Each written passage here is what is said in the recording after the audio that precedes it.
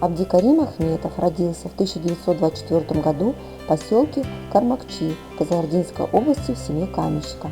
После окончания 7 классов средней школы работал учеником кузнеца, затем счетоводом-кассиром райфинотдела.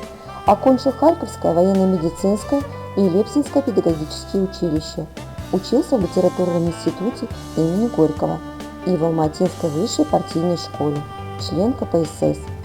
С 1943 по 1950 год Абдикарим Ахметов находится в рядах Советской армии.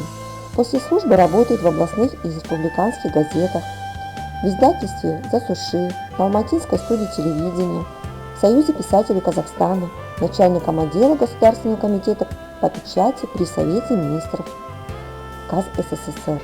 Начало литературной деятельности поэта относится к послевоенному периоду. В 1953-1969 годах выходят в свет его книги для детей и взрослых: «Стихи», «Халыкбек», «Слово о хлебе», «Пламя неугасаемое», «Телефон», «Жизнь на волнах».